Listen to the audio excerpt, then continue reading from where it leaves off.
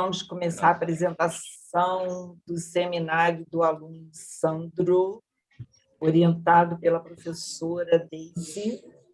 E, Sandro, você tem 30 minutos para fazer sua apresentação. Depois Tá a ótimo. banca composta por mim, Maria de Fátima Alves de Oliveira, pelo professor Paulo Vasconcelos e pela professora Maria da Conceição, faremos algumas sugestões, contribuições ao seu trabalho, em torno de 15 a 30 minutos cada um de nós, tá? Boa apresentação. Ótimo. Muito obrigado.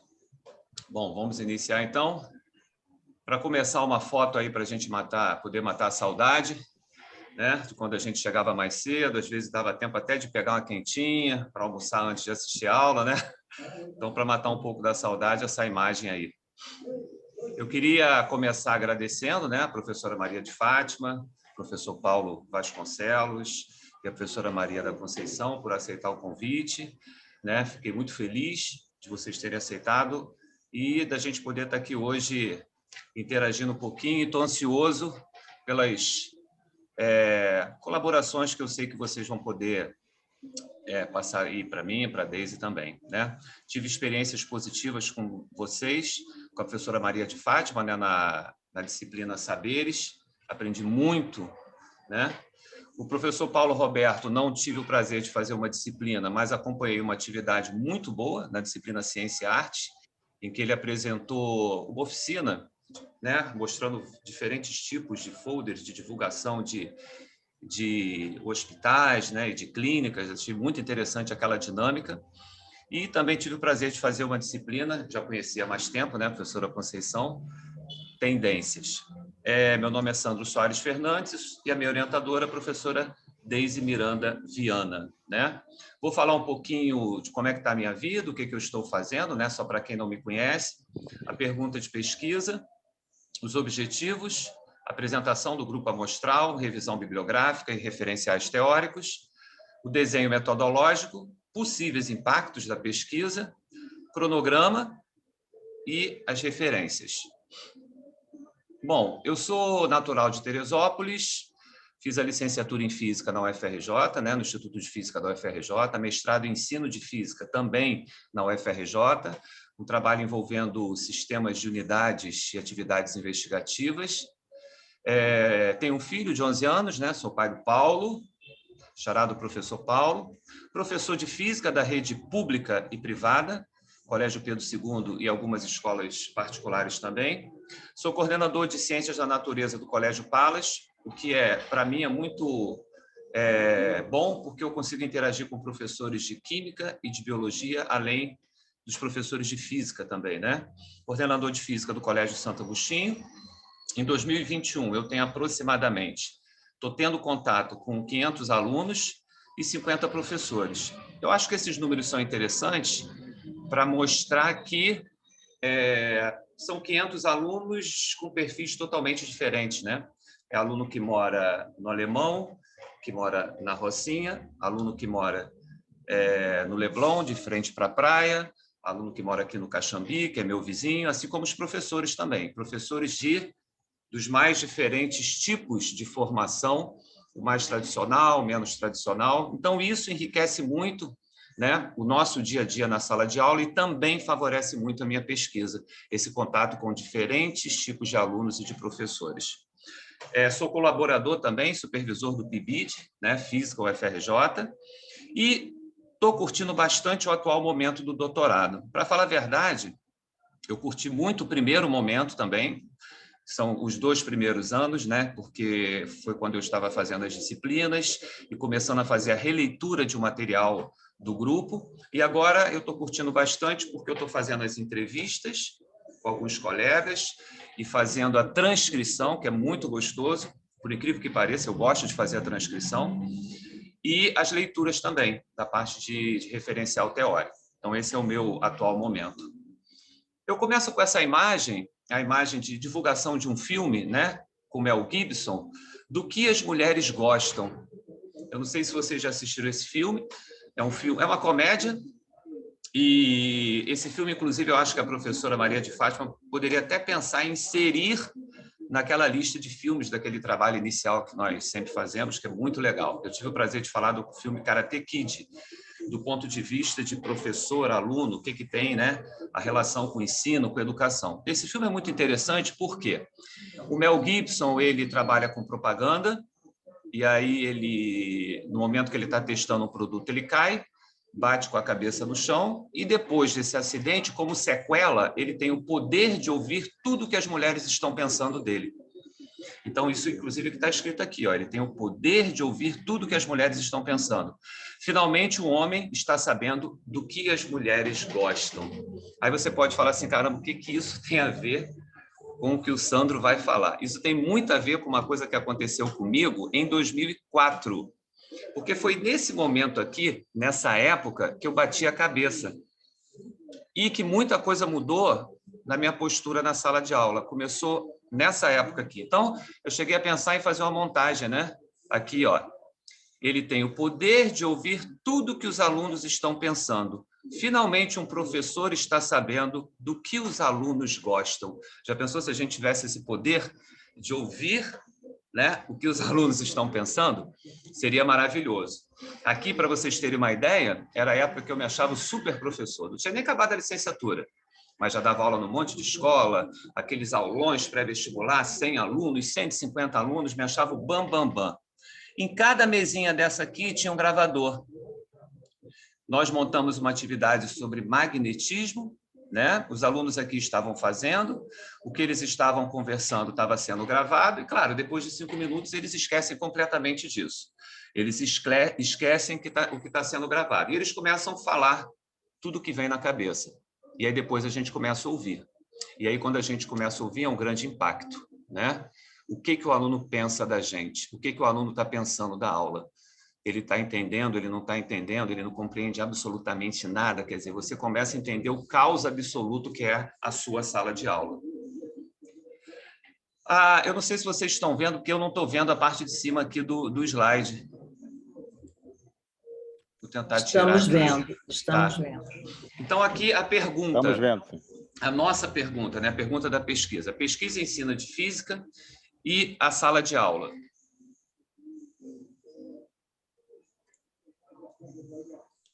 Há transformações pedagógicas e metodológicas dos professores participantes do grupo de pesquisa ProEnFis que modificam o processo ensino-aprendizagem das suas aulas de física?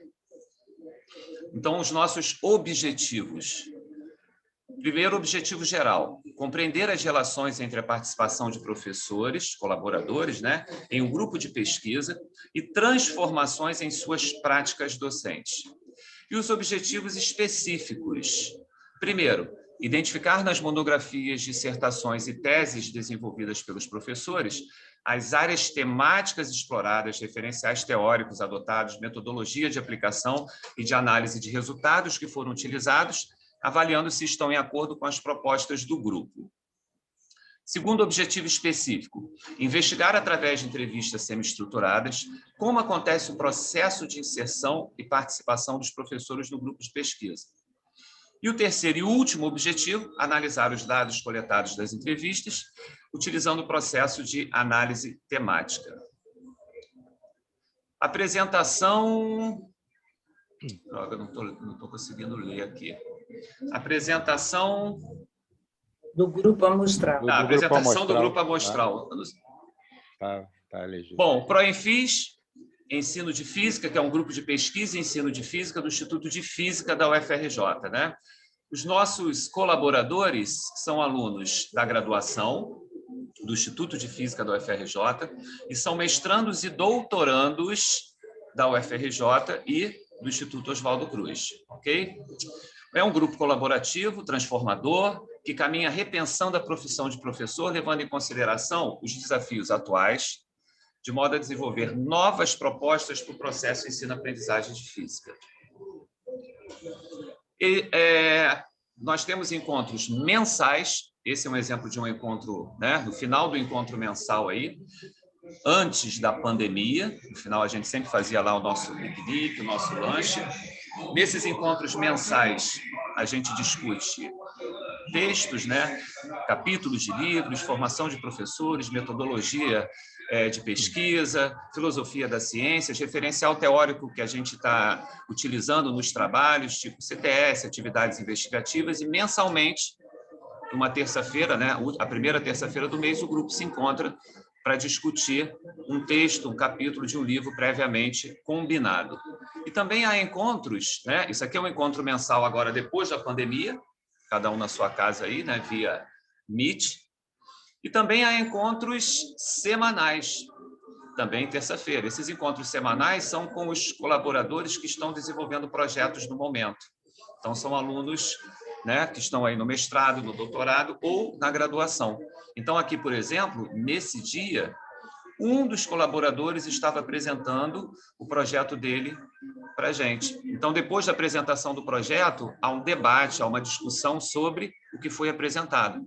Então, a gente ouve, a gente dá dica, a gente interage, a gente tenta ajudar, a gente tenta compartilhar alguma coisa que a gente tem com o nosso colega, de modo a, no final, você ter um trabalho que, na verdade, não é só o trabalho, né, dele, é um trabalho de todo o grupo. Todo o grupo colabora com o desenvolvimento da atividade, de alguma forma, né? São os encontros semanais. Atualmente, nós temos 12 projetos em desenvolvimento. São 8 mestrandos, né? 3 na EBS e 5 na UFRJ, 2 doutorandos na EBS e 2 alunos na graduação. Em 2 das entrevistas, né? Eu já fiz 2 entrevistas, e todas as 2 entrevistas, embora eu não tenha feito análise ainda, porque não é o momento, eu preciso finalizar as entrevistas, mas eu ouvi isso dos professores. Grupo colaborativo, é muito colaborativo, a troca é muito grande. E aí, sobre esse detalhe do grupo colaborativo, eu queria fazer 2 citações aqui. Uma primeiro da professora Ana Maria, né, que ela diz o seguinte: a interação professor-aluno, que é a base para a liberdade intelectual, deixa eu ver se eu consigo fechar, do aluno, também não é facilitada para a maioria dos nossos professores, que por poucas aulas por semana em cada turma e com grande número de estudantes por turma, têm poucas chances de conhecer cada um de seus alunos.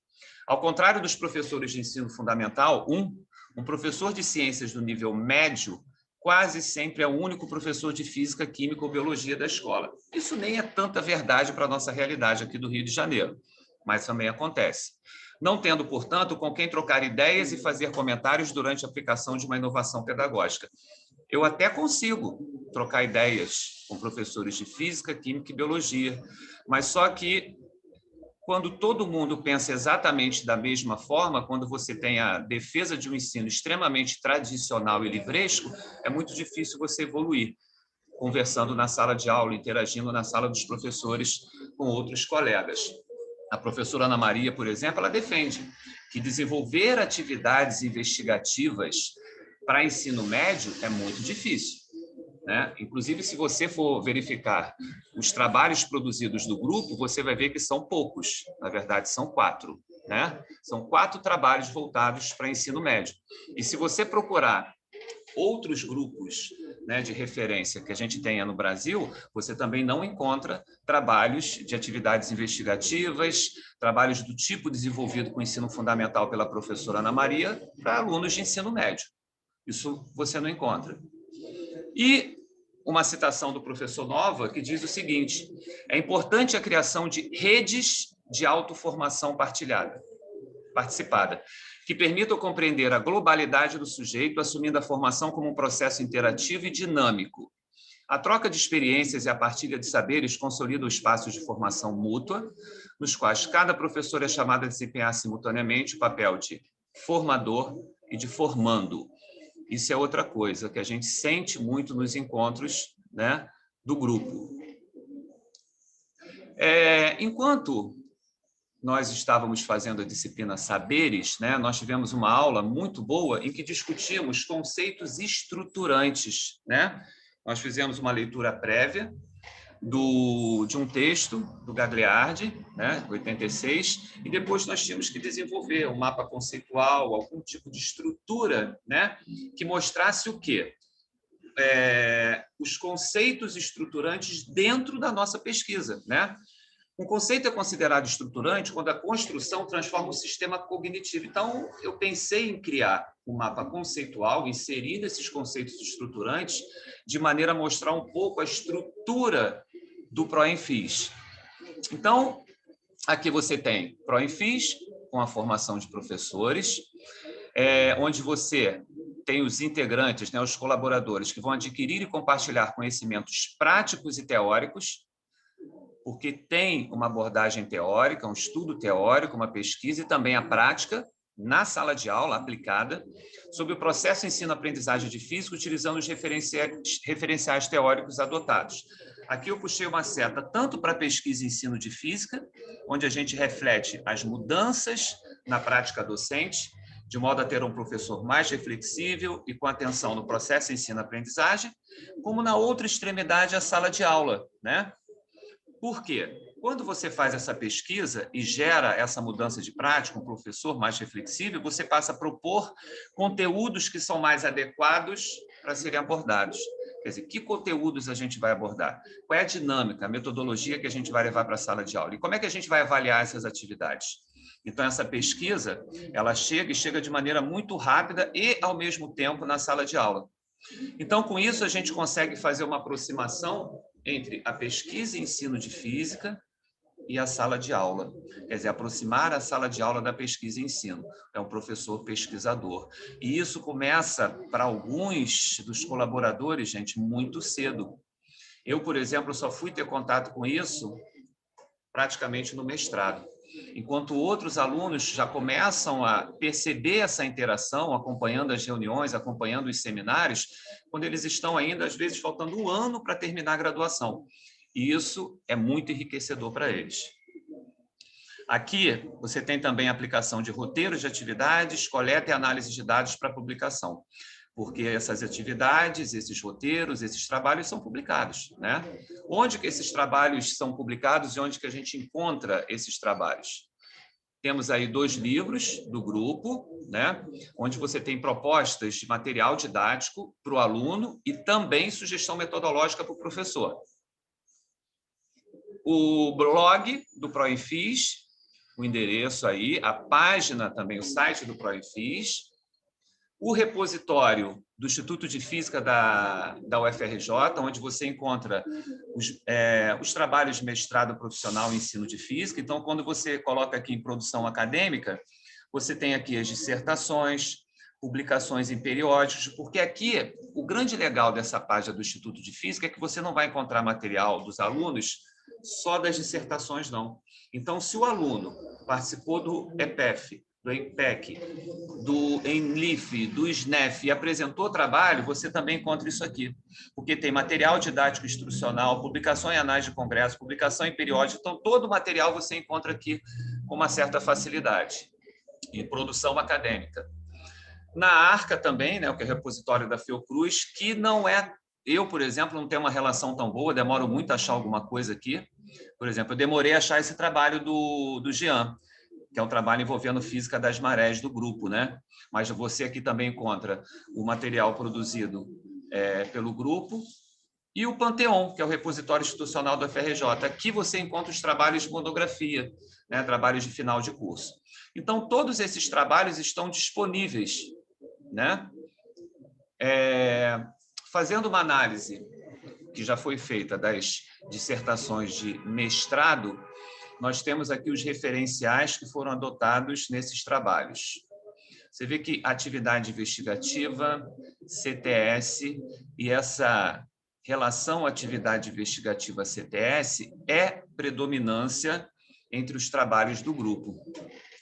Então, quando você junta aí CTS, atividade investigativa, e atividade investigativa com CTS, você tem aproximadamente aí, quer dizer, você tem aí 13, 16, 19. Você tem 19 de 26.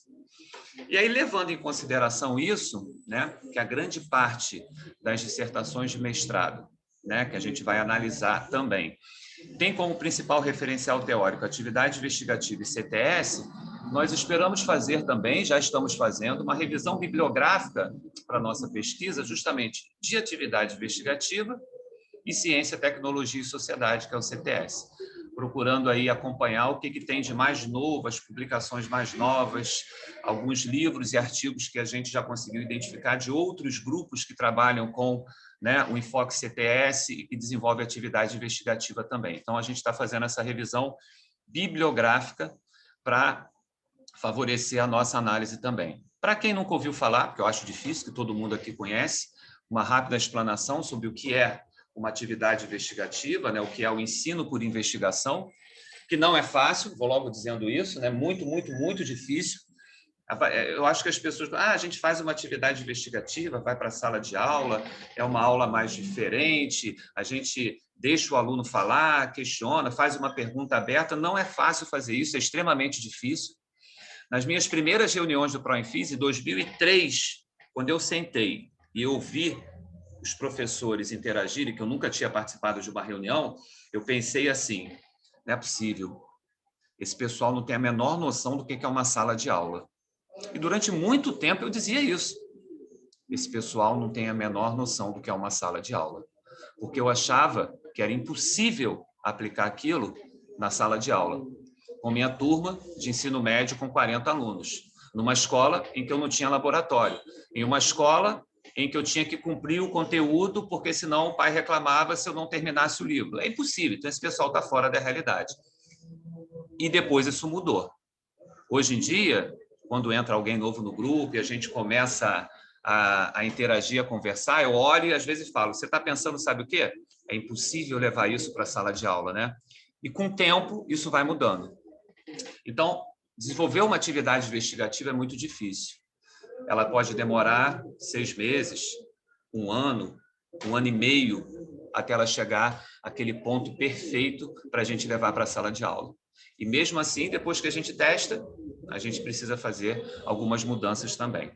Então, o ensino por investigação constitui uma orientação que enfatiza o questionamento, resolução de problemas abertos, procurando desenvolver o senso crítico do aluno e a importância da ciência e suas aplicações na sociedade.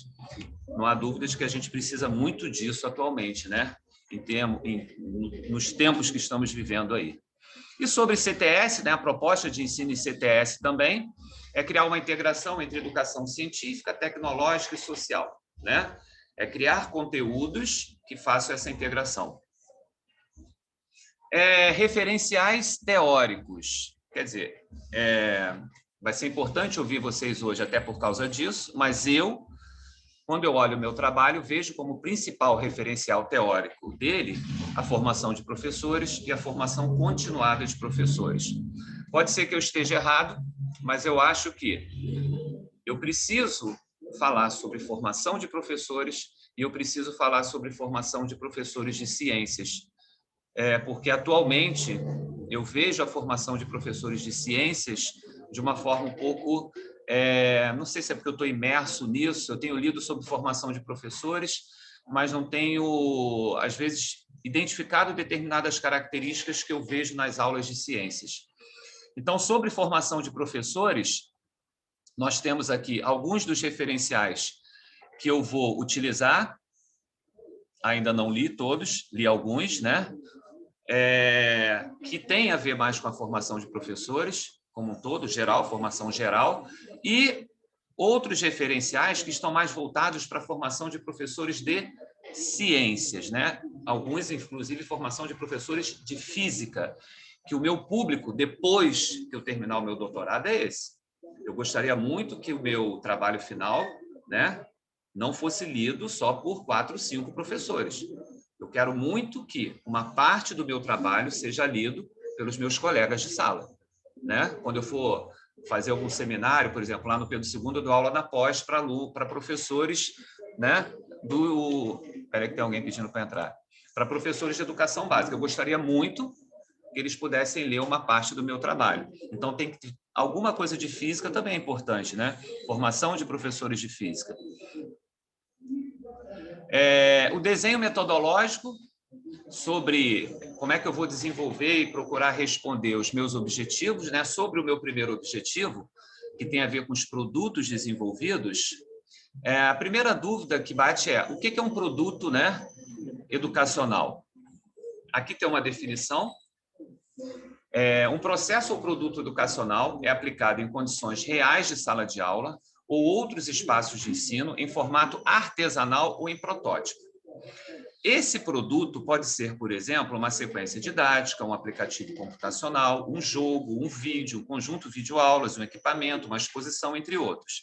A dissertação tese deve ser uma reflexão sobre a elaboração e aplicação do produto educacional respaldado no referencial teórico metodológico escolhido. Isso aqui está na página da CAPES, graças a um evento que nós tivemos, né, durante o Seminário de Meio Termo da Área de Ciência de Ensino, em 2019. Então, alguns grupos de trabalho, foram alguns GT, né? Inclusive, um desses grupos de trabalho falou sobre os produtos educacionais. Eles desenvolveram uma pesquisa, um trabalho sobre isso. Trabalharam de maneira integrada com a finalidade de elaborar os conceitos em conjunto. O que é um produto educacional? Nesse relatório, tem uma proposta de critérios que visam etapas de avaliação do quadro educacional. E esses conceitos são sintetizados em um modelo de formulário de validação com o objetivo de possibilitar uma validação unificada de um produto educacional, por bancas, por exemplo, de defesa de dissertação e de tese.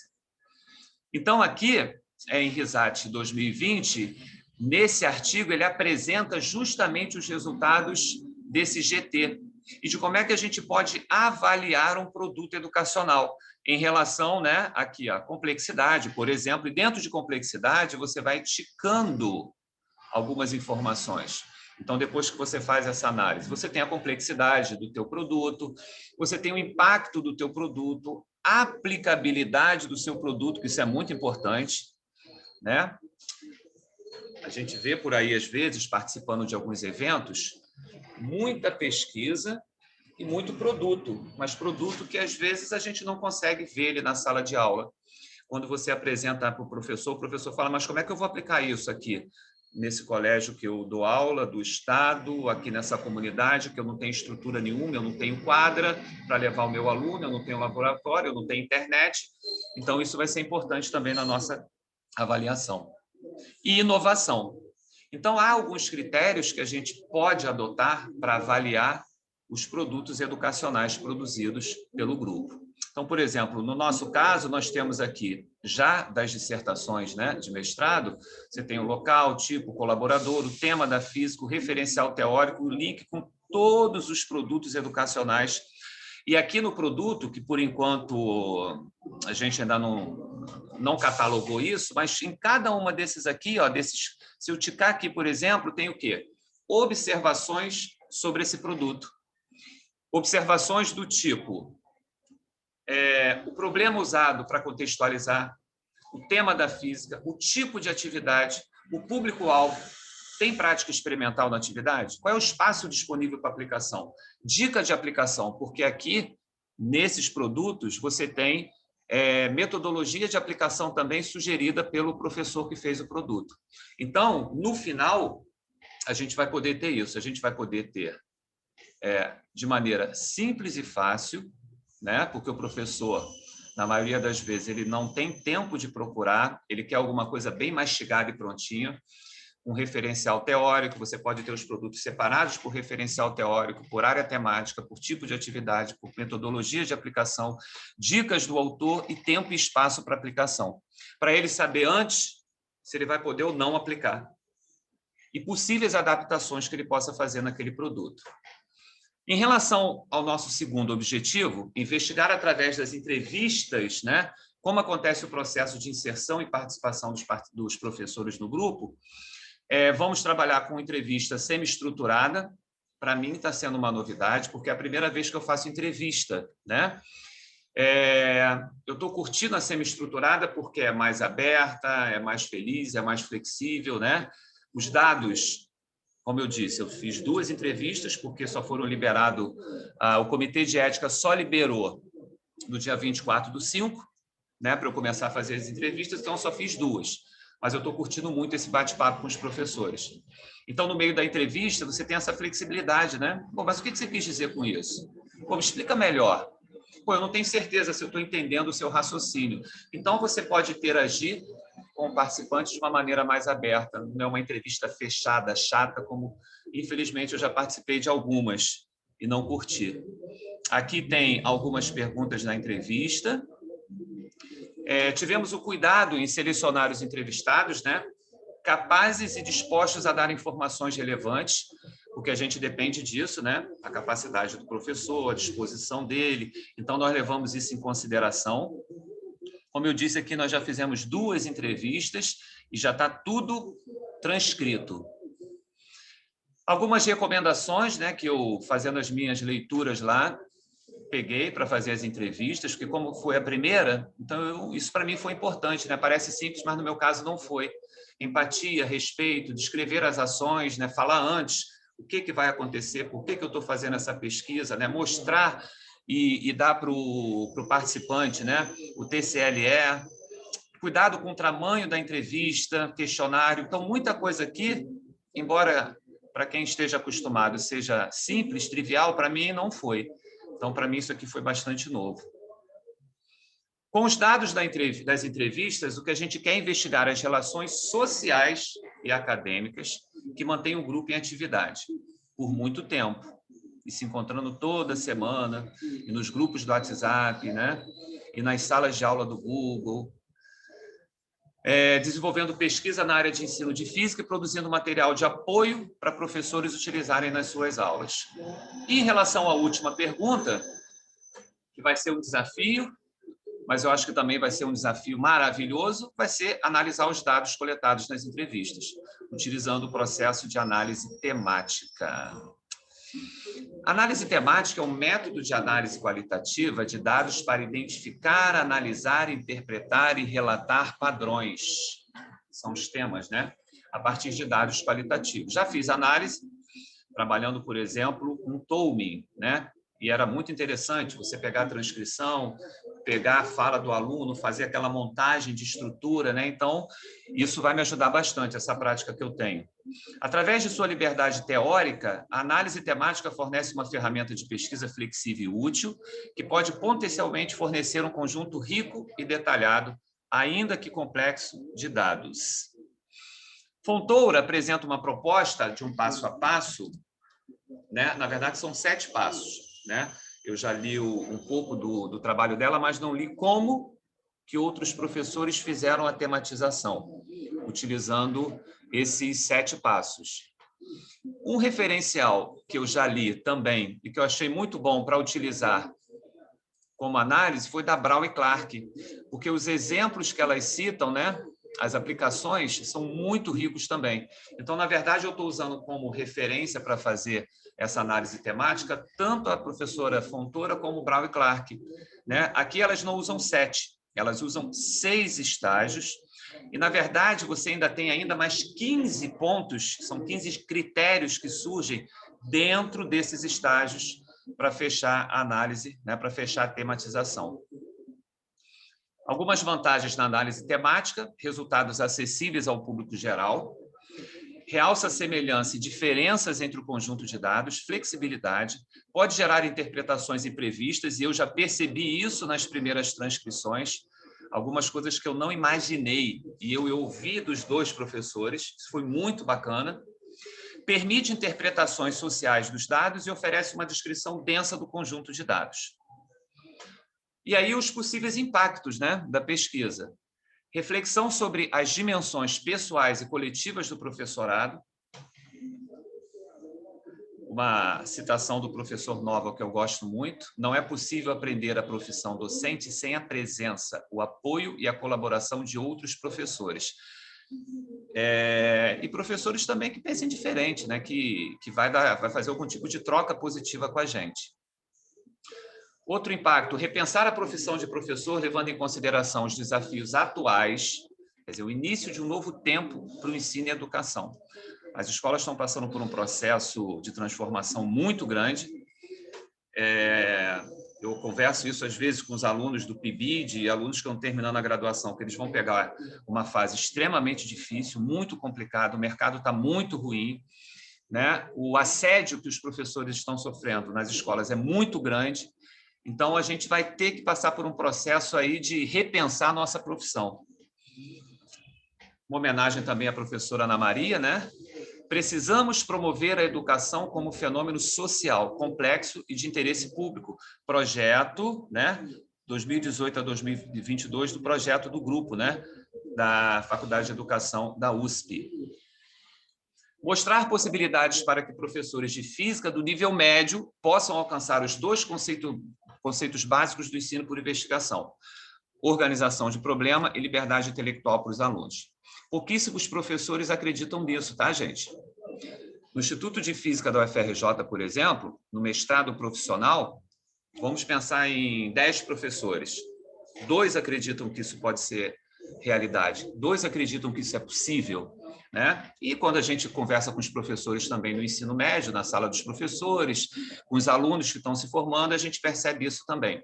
Eles acham que é impossível organizar a atividade investigativa do jeito que a gente organiza e, ao mesmo tempo, dar liberdade ao aluno, deixar o aluno falar, o aluno participar.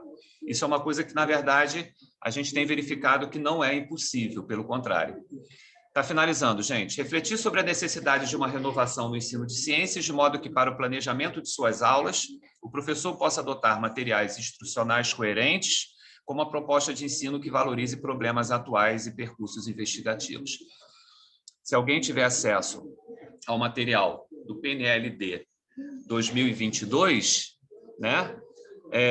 Eu já ouvi de alguns professores assim: não tem física, não tem física, como é que a gente vai dar aula de física? E, para nós, por exemplo, do grupo, a gente está extremamente confortável com o tipo de material que está lá, que é o material que a gente está acostumado a trabalhar e desenvolver, né? Então, isso é um fator positivo também. Essa imagem eu acho linda, maravilhosa. Durante muito tempo, eu critiquei, às vezes critico, continuo criticando, esse abismo que existe entre a universidade e a escola, né? Então, como construir programas que eu não consigo ler, nem o que eu botei aqui direito, né? Programas que vão reduzir essa distância, ou eliminar essa distância, né? Valorizando tanto a dimensão universitária, intelectual e investigativa do processo. Então, nosso objetivo é fazer isso, né? Estreitar isso aqui, aproximar a universidade da escola. Sobre o meu cronograma, eu consegui finalizar as disciplinas, revisão bibliográfica, como sempre, até o final, muita leitura, porque está sempre surgindo coisas novas. A gente está passando em breve por SNEF, então são novos artigos, novos livros. Projeto aprovado pelo Comitê de Ética já. Nesse primeiro semestre agora, até julho, eu finalizo as entrevistas e as transcrições. Releitura e organização dos produtos também, planejamento até o primeiro semestre do ano que vem. Análise dos dados, segundo semestre desse ano e primeiro do ano que vem. Seminário, né? Está acontecendo hoje. Redação, qualificação. Eu não tinha certeza se a qualificação tem que ser 6 meses antes, 1 ano antes, né? E a defesa que eu coloquei no segundo semestre do ano que vem, não é isso? Mas eu imagino que seja no primeiro do ano seguinte, porque eu não sei como é que funciona também isso, estou na dúvida, porque, na verdade, o meu ano começou em março, então eu não sei qual é o prazo que eu tenho para finalizar. As referências e, para finalizar, uma fala, né, do nosso Paulo Freire, do livro Pedagogia da Autonomia. Por isso é que, na formação permanente dos professores, o momento fundamental é o da reflexão crítica sobre a prática. É pensando criticamente a prática de hoje ou de ontem que se pode melhorar a próxima prática. Obrigado aí pela participação de vocês. Coloquei aí um avatarzinho que os alunos fizeram para mim, que eles gostam que eu utilize na aula. E eu queria mais uma vez agradecer a participação de todos aí.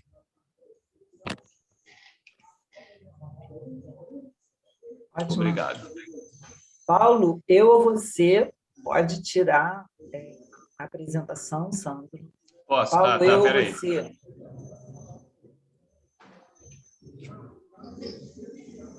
Paulo, Oi? eu ou você, vamos começar. Quem? Eu ou você?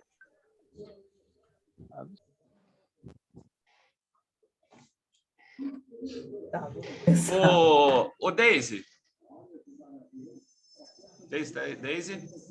Bom, eu vou fazer as anotações depois, porque como está sendo gravado, depois eu posso ouvir com calma e anotar, tá certo? Tá eu presto mais atenção. Eu estou gravando aqui Tá. no celular. Bom, então eu vou começar, porque o Paulo não falou nada, então eu vou começar. Bom, eu quero primeiro agradecer ao Sandro e à Deise pelo convite. É sempre um prazer ler um trabalho e ouvi-lo. Parabéns pela sua apresentação. E, assim, a palavra que me chama mais atenção é a sua motivação e a palavra curtir o que você está fazendo. Então, assim, o que me chama a atenção na sua presença é gostar do que você faz. E você mostra isso no seu trabalho. Eu digo para você que não precisa nem você fazer as anotações do que eu vou falar, porque eu escrevi no texto todo. E, nesse tempo que eu tenho aqui, eu vou fazer assim uma geral assim, do trabalho. Né? Esse trabalho que vocês fizeram, né, que o grupo da Deise faz, eu acho assim, muito interessante e de uma contribuição ao ensino de física sem tamanho. Então, parabéns, Deise, por todo esse teu envolvimento, por toda essa tua dedicação, e por fazer os alunos trabalharem, né, com amor, com atenção. Isso é muito bonito. Pegando o seu trabalho, Sandro, de um modo geral, para seminário, ele já comporta o que a gente espera de uma leitura e ação. Né? Então, você tem leitura, e você demonstrou nessa sua linda apresentação. Não é uma apresentação como a gente geralmente tem, introdução, objetivo, você deu vida a ela, você deu vida, e muito do que eu vi aqui, eu não encontrei no texto, até porque do tempo que você me enviou até agora, você não ficou sem trabalhar nela, né? Você acrescentou, você montou. Então, assim, o título, vou começar pelo título do seu trabalho. Eu acho que o título você vai escrever por último, né? É uma análise de um material, alguma coisa assim, porque o que eu recebi, eu falei, isso é o título? Não, eu acho que ela fez uma questão. Você botou a pergunta da investigação na capa do trabalho. Aí, depois, durante o trabalho, é que eu vi. Então, o título vai ser modificado, óbvio. O resumo, eu senti falta de umas etapas realmente mais objetivas, porque quando o seu trabalho estiver pronto, as pessoas vão ler o seu resumo para observar, esse rapaz trabalhou com isso, trabalhou com o objetivo foi esse, então eu vou ler o trabalho dele, porque faz parte do meu trabalho. Então, eu senti falta, de um modo geral, da estruturação do seu trabalho, seguindo os passos de uma tese. Mas você tem o material, basta mudar de lugar. Então, o resumo precisa ser refeito, mas isso é tranquilo de fazer. Né? Senti falta de uma apresentação que você colocou aí no seu trabalho, quem é o Sandro, qual foi a lacuna que ele observou e que ele quis desenvolver. Então, eu senti falta de uma apresentação antes da introdução. E, na introdução, quais são os tópicos que você está abordando no seu trabalho?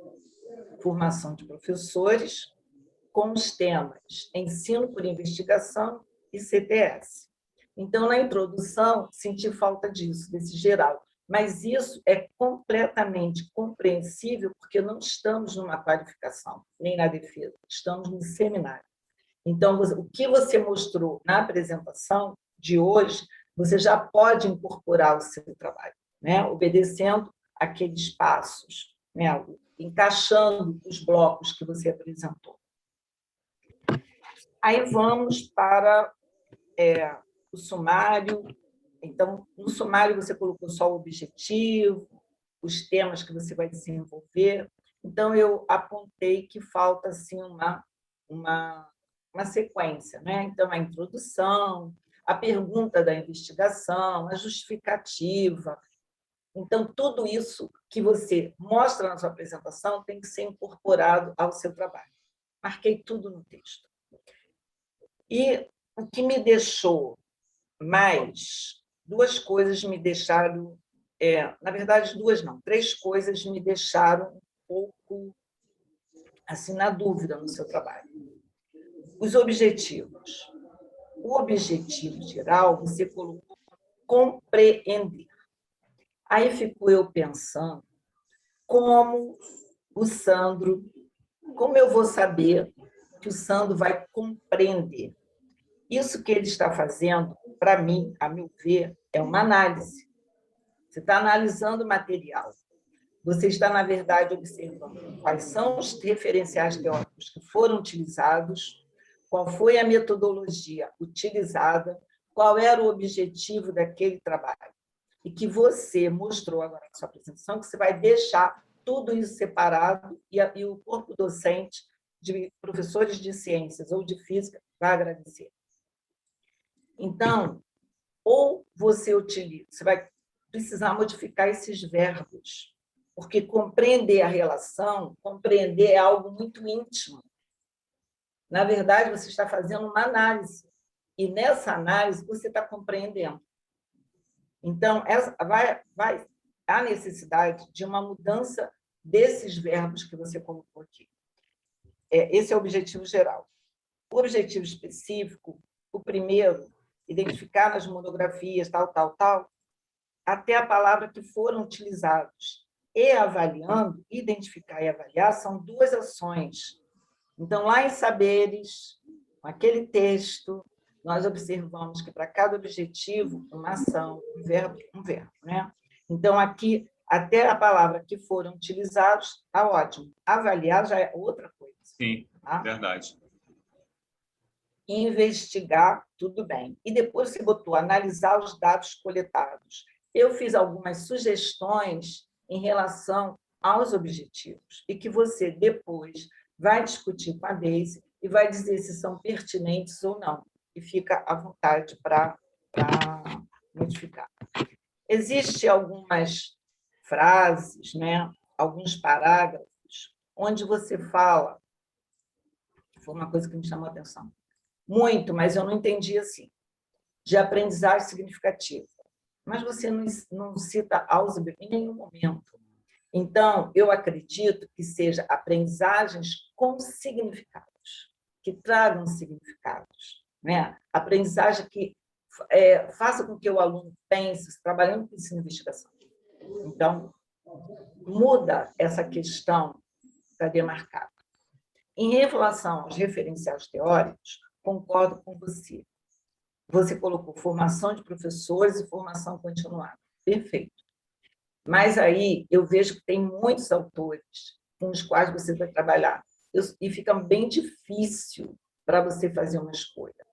Então, pelo que você me apresentou no texto, eu ficaria com Nova e Tardif. E Paulo Freire pela interação, porque você, no ensino investigativo, o mote dele é a interação. Então, poderia buscar Paulo Freire. 3, está de muito bom tom, Sandra. Os demais você pode até citar. E aí, na revisão de literatura, quem é que você está trabalhando? É ensino por investigação e CTS. Então, você faz aquela revisão, né, com os autores que você também conhece, bem citados, e de CTS. Então, achei assim, perfeito. Na metodologia, o que eu vou fazer na metodologia? Eu preciso ver qual é o meu tipo de pesquisa, lembrando que o meu trabalho ele vai ser sempre uma plataforma de impulso para outras pessoas que vão ler. O conhecimento que você vai construir, ele vai ser sempre uma mola mestre para alguém que vai ler. Então, e às vezes esse professor que vai ler, ou uma outra pessoa, ele precisa ter o entendimento que nós da academia já temos. Então, aqueles passos que a gente aprendeu na metodologia se fazem necessários. Qual é o tipo de pesquisa, né? Qual é o contexto do que eu estudo? Você colocou tudo isso, mas está-se um pouco... São blocos que precisam estar organizados numa sequência. E aí, o contexto, os professores, quais são os seus participantes do estudo, né? Quais são os participantes que você já bem colocou, só para colocar uma organização. E aí, quando você chega no instrumento de coleta de dados e você me coloca essa entrevista, eu faço uma pergunta a você. 10 questões para uma entrevista, para perguntas, né? Você perguntar, a transcrever, não vai ser brincadeira. Você já fez 2 e já sabe disso. E aí, eu vou te perguntar o seguinte, você colocou 10 questões, você validou essas questões com algum grupo anteriormente? Assim, eu vou colocar para 3 professores aqui que não estão nesse grupo que eu vou investigar dos participantes do PROEM. Você fez isso, essa validação? Não, não fiz. Você poderia ter feito. Porque na pergunta 4 e 5, você coloca na pergunta 4 assim, eu senti falta aqui de um cabeçalho, né, para a pessoa ter acesso a esse trabalho depois, a essa entrevista. Você colocou na 4 assim. Qual era mesmo a sua pergunta da investigação? Aí o professor pode lembrar ou não. E aí você passa para cima. Fale um pouco sobre o seu produto. Como foi a aplicação e análise dos dados? Não há um link entre uma questão e outra. Você pergunta, faz a pergunta a ele, qual foi a sua pergunta da investigação, e eu faço o quê com a resposta dele? Fale um pouco sobre o seu produto. Como foi a aplicação e análise dos dados? Então, fale um pouco sobre o seu produto. Produto é final. Aplicação e análise dos dados é antes do produto. Então, você poderia ter colocado assim, qual é o instrumento de coleta de dados utilizados e qual análise você fez? O que você encontrou com essa análise? Porque aí você passa para a pergunta 6. Você participou de um grupo tal? Pode escrever? Então, o que eu percebi? Que essas perguntas elas não fizeram encadeamento. Você poderia ter feito um número de questões menor, número menor de questões, e que elas trouxessem um link. O que eu quero investigar nessa produção enorme desses trabalhos? Eu quero saber a pergunta, mas por que eu quero saber a pergunta? Quero saber se ele conseguiu, com o instrumento, com a metodologia utilizada, alcançar, responder a pergunta que ele fez. Então, aí, eu não vi esse link. Porque quando a gente faz uma pergunta no mestrado, no doutorado, eu quero agora ter uma resposta para ela. E essa resposta pode ser o produto, pode ser a visualização da interação dos professores, pode ser a metodologia utilizada. O que eu encontrei com essa pergunta? Aí eu achei o 4 e 5, as questões ficaram soltas em relação ao 6. Entendeu? Porque o 3, você a 3. Quando foi que decidiu investir no tema? Aí o menino está perguntando. Então, você está trazendo a pessoa para o trabalho dele. E aí você, na verdade, você não fala do trabalho dele. Você fala qual era a pergunta, fale um pouco do produto, da análise dos dados, se participou do grupo, descreva a participação, as reuniões. Aí depois você pula para os trabalhos. Por isso que eu estou perguntando se essas questões foram validadas. E, de repente, você pode, até como você já fez 2, pode utilizar essas 2 como se fosse uma validação e reestruturar esse instrumento para que ele fique mais enxuto e responda ao que você realmente quer. Você, na verdade, quer o que desse trabalho? Me responde. Sobre essa pergunta 4 e 5, por exemplo, qual era a pergunta de investigação? Né?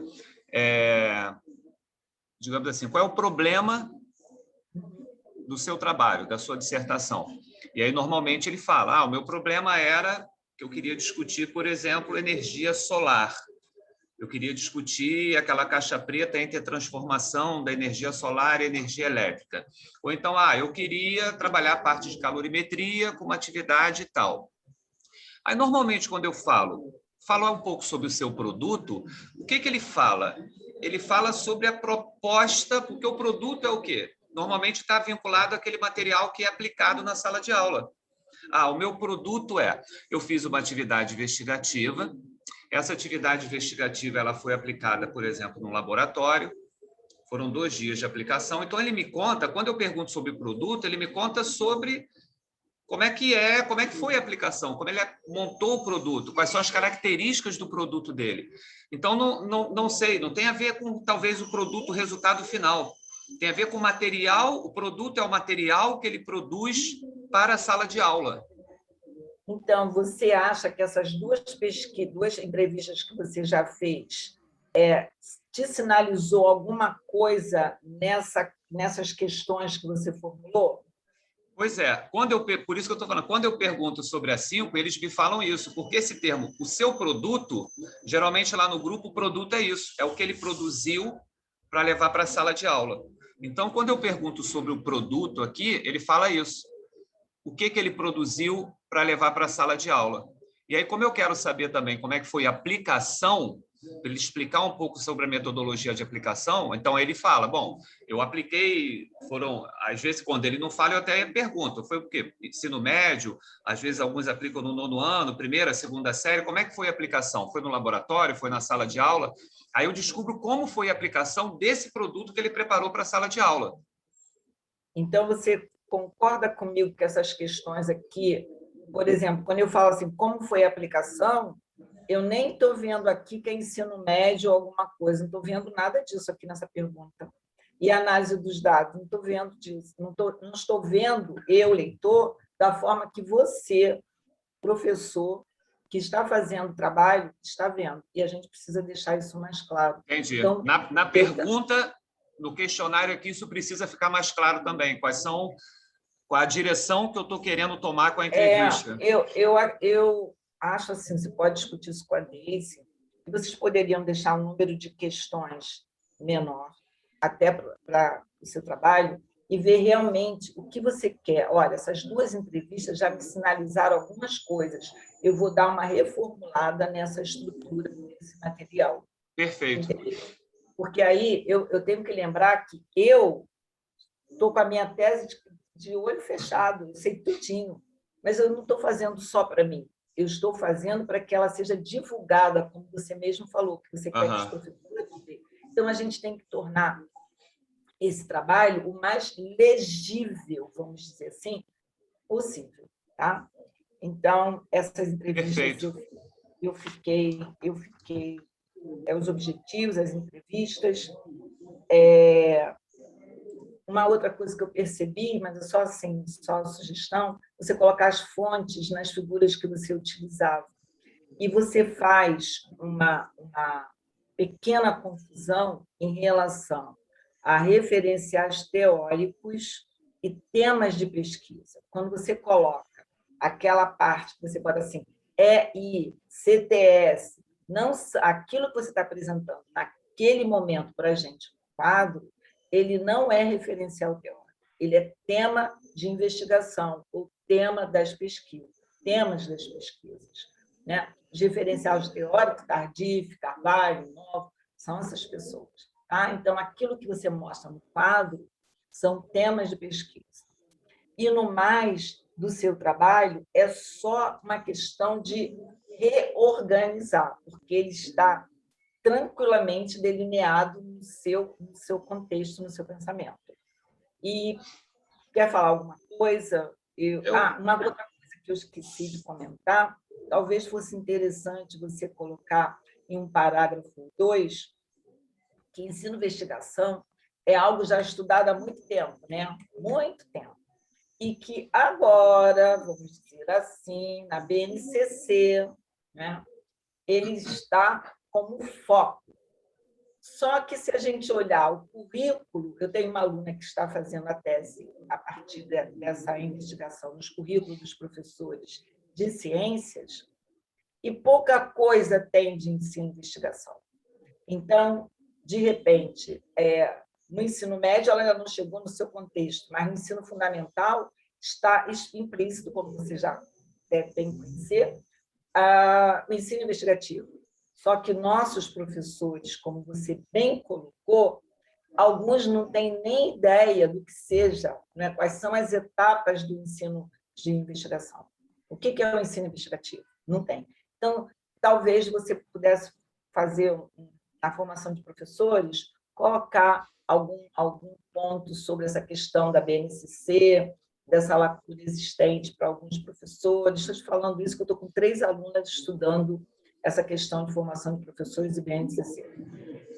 E só para finalizar, gostei muito dessa análise que você vai fazer, da análise temática, né, utilizando um autor ou outro, e aí você vai dizer, na hora que você fizer a sua escolha, por que você escolheu esse autor, se você escolheu a futura ou outro autor, e quais os passos que você bem formulou, que eles seguem passos, né? Mas eu não tenho a obrigação de seguir todos os passos, desde que eu diga assim, olha, a Fontoura está com 7 passos, nosso trabalho seguiu os passos 1, 4, 3, 2, na ordem, né?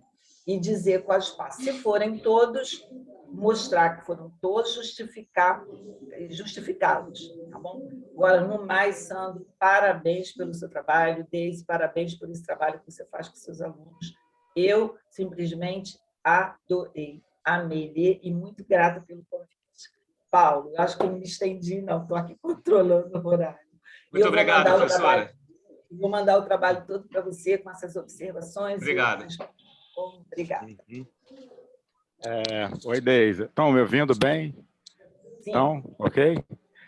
Esse fone está meio velhinho, ele de vez em quando ele falha. Se tiver algum problema, vocês me falem, eu troco.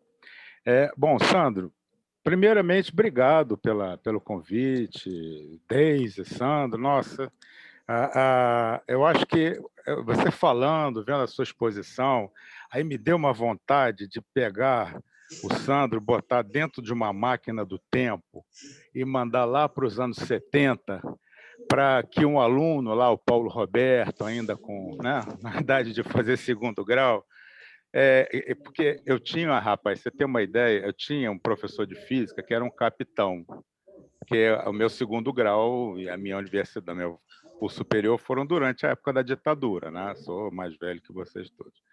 E nessa época, esse capitão era interessantíssimo, né? Eu já lembro, você falando, eu me lembrando das minhas aulas de física, ele não dava, a abordagem não era um ensino investigativo, era um ensino coercitivo. Imagino, ainda tem muito hoje assim ainda. Ele dava aula de física mecânica, né?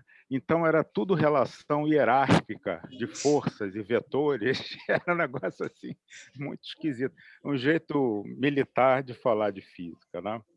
Mas não é o seu caso, claro. Eu acho que muita coisa do que eu ia destacar aqui, a professora Maria de Fátima já falou, eu concordo 120% com o que ela contribuiu, a apreciação dela. E eu, assim como você, eu também estou muito preocupado não, estou muito interessado é um verbo melhor, em fazer com que o seu trabalho tenha assim, o maior alcance possível, entre professores, entre futuros colegas aqui da EBS, futuros mestrandos e doutorandos. Então, por isso que eu vou falar essas primeiras coisas, essas primeiras sugestões. Eu não vou falar no campo do erro-acerto, vou falar mais no campo de por que não? Considere isso, por que não considerar aquilo? Né? Porque eu acho que você acertou mais do que errou em algumas coisas. Então, para começar, a parte do trabalho, da tese, do artigo científico, do livro, seja lá o que for, que 100% das pessoas lê, é o título. Né? Então, essa é a parte que chama para dentro do conteúdo. Né? Raramente você vai ler um livro raramente, acho que nunca você vai ler um livro sem saber qual é o título do livro. Então, no seu caso, como a Fátima também já falou, você colocou assim, ensino de física em sala de aula, ponto. Há transformações pedagógicas e metodológicas dos professores participantes do grupo de pesquisa ProEnFis que modificam o processo ensino-aprendizagem das suas aulas de física. Isso é a pergunta de pesquisa, né? Agora, eu vou sugerir um outro título, para você levar em consideração. Isso está gravado, né? Acho que eu não vou precisar mandar por escrito. E eu queria que você me dissesse, nessa minha sugestão, o que se perdeu, tá? O que está faltando. Então, eu bolei assim, um título: Influências Pedagógicas e Metodológicas do Grupo de Pesquisa ProEnFis no Ensino de Física. Considerar, pensar a respeito. Se você achar que é um bom título, se ele dá conta do recado, se ele alcança bem o que você quis retratar no teu trabalho, e se ele é menor, então eu acho que ele vai ser muito melhor aceito e vai alcançar uma dimensão muito maior do que aqueles títulos que a gente coloca com muitos elementos, muitas ideias, muitas coisas. Eu acho que isso facilita muito. A mesma coisa, eu me refiro também, né, nessa dimensão de divulgação do teu trabalho. Isso, falo para você, tem muitos alunos aí ouvindo, né? Eu faço um apelo: cuidem das keywords, das palavras-chave. Cuidem muito bem delas, escolham as palavras-chave que vão fazer com que você se torne uma pessoa visível, um trabalho visível. Porque quando você coloca uma palavra-chave que não está lá, você deve conhecer o DEX da BVS, né, da Biblioteca Virtual de Saúde, e os descritores, os MESH também, que é o equivalente do PubMed, e ali você tem a lista dos descritores em ciências da saúde. Então, ali você encontra categorias e subcategorias que devem ser, digamos assim, privilegiadas, devem ser colocadas à frente de outras. Por quê? Isso não é arbitrário, isso não é uma demonstração de força da BVS, não é isso. É mais por uma questão de que quem lida com esse assunto usa essa palavra-chave. Então, a sugestão que eu faço sempre para os meus alunos: vocês procurem algum trabalho que seja muito parecido com o meu, que seja com o seu. Um trabalho que fale exatamente a mesma coisa que você quer falar, ou que tenha um recorte muito parecido, e estude as palavras-chave que você identificou que estão associadas a esse artigo, essa tese, essa monografia, essa dissertação. Porque essas palavras-chave que vão fazer com que você chegue perto desses pares.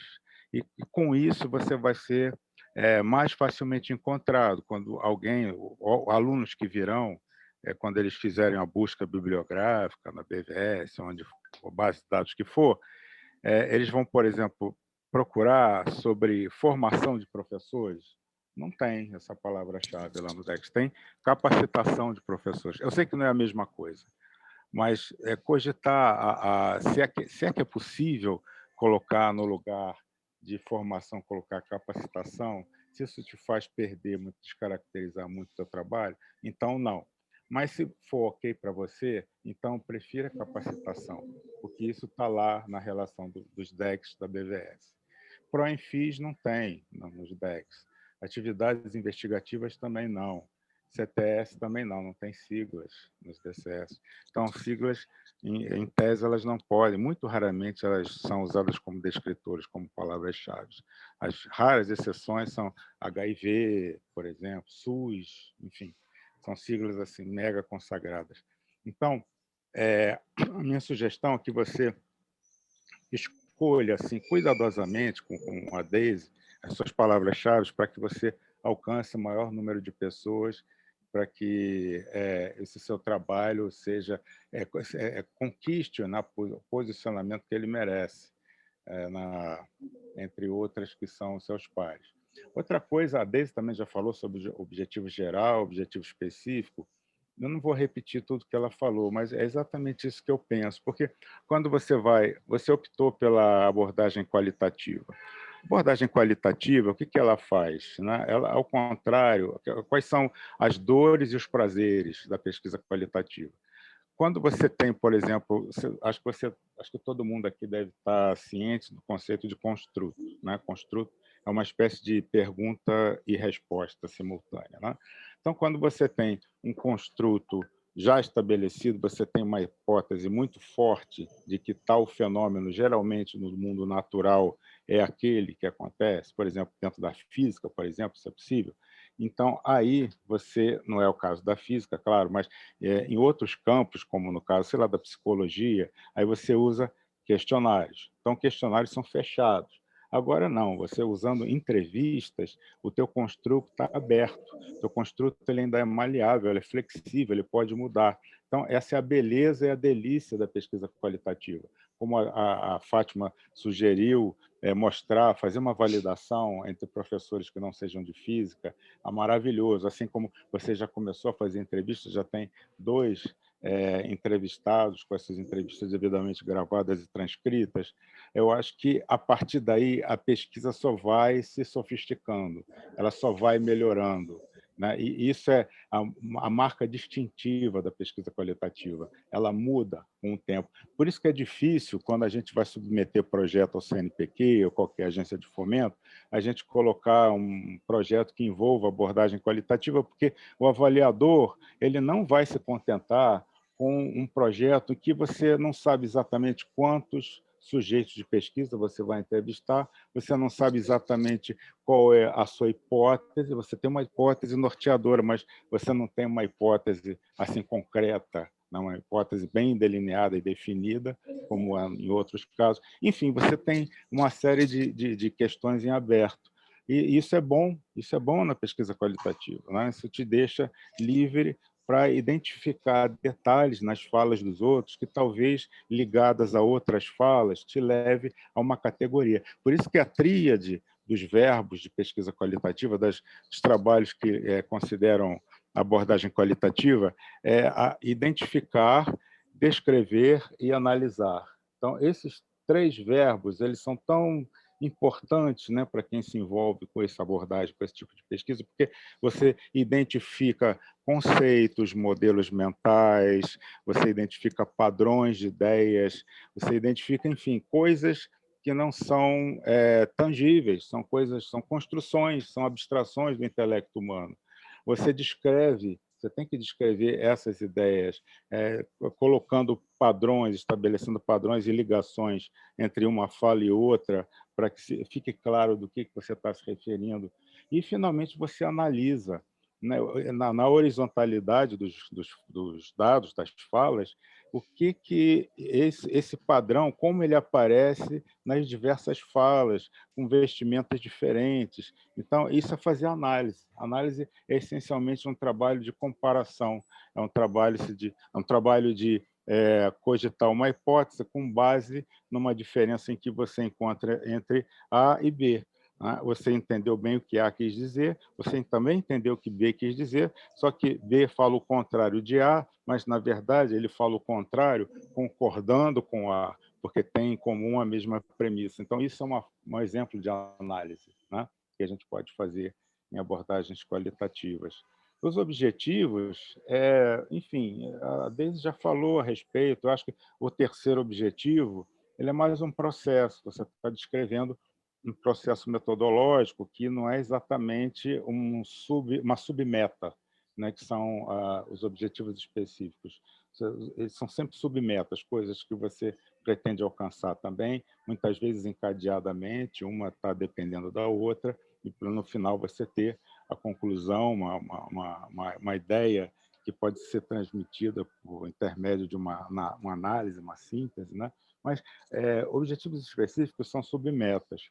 Agora, em relação a questões mais pragmáticas, eu acho que você está talvez fazendo assim uma pequena confusão entre quadros e tabelas, porque, por exemplo, às vezes você chama tabelas de quadros, às vezes chama quadros de tabela. As tabelas, elas são produtos da dimensão quantitativa, né? As tabelas, elas têm como ator principal a quantidade, o número, e frequentemente elas vêm com a palavra total, né? Ou então soma, ou então percentual. Então, as tabelas elas são, digamos assim, expressão de relações quantitativas entre si, né? A gente tem, por exemplo, uma planilha de Excel, Uma planilha, ela tanto pode ser uma planilha que construa um quadro, como você fez aí na página que você colocou, uma planilha, onde é que foi? Eu botei aqui, acho que na página 21, na página 21. A figura 5, na verdade, ela é um quadro, mas ela é um quadro feito a partir de uma planilha. Mas isso não categoriza necessariamente esse quadro como planilha, porque o ator principal do quadro são categorias, personagens, lugares, descrições e as relações que eles têm entre si. Não são exatamente quantidades, né? Não sei se eu estou me fazendo Sim, claro sim, sobre claro. a diferença Aham. entre quadro e tabela. Tá? Então, ainda dentro desse assunto, aqui na página 13, vamos lá na página 13, deixa eu pegar aqui, porque eu tenho uma sugestão que não é uma sugestão estética, não. Eu acho que vai te ajudar muito. Por exemplo, eu acho que até um quadro importante no contexto do seu trabalho, que, na verdade, você chama de tabela. Aqui na página 13, que também continua na 14, você tem 3 colunas, né? Você tem ano, tema da física e referenciais teóricos. Acerca dessa designação de referenciais teóricos, a Fátima já falou a respeito. Não é exatamente referencial teórico, mas, enfim. A minha sugestão é a seguinte. Primeiro, assim, em relação a ano, por que não você aglutinar, por exemplo, tem 3 trabalhos de 2019. Aí é fácil, você coloca fica até bonito esteticamente. Você, por exemplo, faz fundo azul escuro, né, na coluna ano, e aglutina 2019, que aparece 3 vezes, em uma coluna só, 2019 com Sim. letra branca. Por exemplo, 2018 está sozinho, né? Só tem um, mas 2017 tem 2, 2016 tem 3. Tá? Então, isso direciona o olhar do leitor para os trabalhos que saem em determinados anos mais do que em outros anos. Sim. Mas não é só isso, não. O principal que eu queria sugerir é o seguinte: aí você coloca tema da física, aí vem ondulatória, energia solar, etc, etc. Por que aí, nessa grande coluna do lado da direita, que você coloca AI barra EI ou barra CTS, você coloca colunas. Coluna AI, coluna EI, coluna CTS, coluna arte, e você vai achureando as interseções entre, por exemplo, a ondulatória, você teria que achurear a coluna AI e a coluna EI, entendeu? Então, isso fica assim, quando você olha para o quadro, você tem uma dimensão assim muito boa. Talvez até, eu arrisco dizer, que talvez até dispense esse gráfico, que é a figura 3 que você coloca adiante, né? Que você coloca um gráfico em pizza, que tem um probleminha também, mas a gente vai chegar lá. Mas talvez até ele nem seja necessário, porque se você colocar assim, vai aparecer o AI como a predominância, a dominância do AI em relação às atividades investigativas em relação às demais. Entendeu? Eu não sei se você entendeu a ideia. Entendi, Qual é? e vai ser bom, porque vai mostrar, inclusive, a riqueza da atividade, porque vai ficar mais destacado, né, as propostas que foram utilizadas. Entendi, sim, perfeitamente. Isso. E vai fazer uma relação, talvez até apareça aí um padrão, né, na leitura desse novo quadro, né, apareça aí alguma coisa que talvez a gente não esteja vendo do jeito que está posto. Em relação... tem muito aluno ainda assistindo, então, olha só, pessoal, quando vocês fizeram um gráfico em pizza, isso é uma convenção, não é porque é bonito, não é porque eu acho bonito, não é porque alguém achou bonito e alguém estabeleceu coercitivamente que seria dessa forma, não. É porque é uma convenção. Então, os gráficos em pizza, eles sempre começam ao meio-dia, né? Imagina o relógio, então ele começa ali naquele eixo vertical, e você tem que obedecer uma hierarquia de proporções. Então, esse gráfico, para estar certo, ele teria que ter uma ligeira rotação anti-horária. O amarelo teria que ser a primeira categoria, depois vem o verde, depois eu acho que vem, não sei dizer com certeza, o marrom, o cinza ou o azul, e assim por amarelo, diante. verde, isso, marrom, azul, cinza, isso mesmo. Eu não sabia disso também. É porque você não fez meu curso. Não, não fiz. Não fiz, mas E ainda nem dá tempo precisa. ainda. Não, e nem precisa, porque a tua apresentação está maravilhosa. É como a Fátima falou, você deu vida às coisas, à sua exposição, né? E pronto, acho que eu não preciso fazer meu curso, você já sabe tudo, tem que saber. Bom, então, voltando. Quadro, tabela, já falei do gráfico, já falei da diferença das palavras-chave. Eu acho que cairia bem também você colocar, que é o clássico, né? Todo mundo coloca as listas de abreviaturas, as listas de quadros, listas de ilustrações, né? Logo no início, né? Como é o ritual da academia, como a gente sempre tenta explicitar logo no início, né? A figura da página 9, deixa eu ver aqui, rapidamente. Aqui. Nossa, como eu imprimi coisa ultimamente, né? Esses seminários fazem a gente gastar cartucho. Sim, olha só, quando você coloca uma figura, você tem que colocar, por exemplo, figura 1, e aí você tem que descrever o que está acontecendo naquela figura 1. Porque aqui, na página 9, você botou figura 1 e botou a referência. E ainda botou a referência diferente, porque aqui você colocou 2011, e lá nas referências, no final, está 1993. Então, presta atenção, veja se é 2011 ou se é 1993, e acerta isso lá nas referências. Mas aqui, na figura 1, você tem que descrever do que se trata essa imagem que você coloca dentro desse frame aqui mais escuro em negrito. Ok? Então, na Sim, figura 1, porque você... atualizada é a mais recente mesmo, que eu achei uma edição mais nova do livro, mas eu acabei que eu esqueci de mudar lá embaixo. Então, é bom ter Agora, gente que como é eu fiz, obsessiva, então... né? Que vê essas sim, coisas. sim. É porque eu tinha colocado em relação a... Qual é a página dessa mesmo? 9, né? 9. Isso. Entendi. Página Então, 9. Logo no início. deixa eu botar aqui só para Aí você tirar bota. uma dúvida, até para aprender também. Porque Sim. aqui Você... na 9, na 8 eu coloquei de acordo com... Deixa eu ver se foi essa aqui. Não, aqui. Na 8, eu coloquei, pegando como exemplo a formação de professores de ciências, apresenta um mapa conceitual mostrando o conjunto de conhecimentos. Então, mesmo que eu faça uma descrição na página anterior, eu preciso colocar embaixo também, né? Congelou? Não. Espera um pouco. Oi, Sandro. Oi, estão me ouvindo?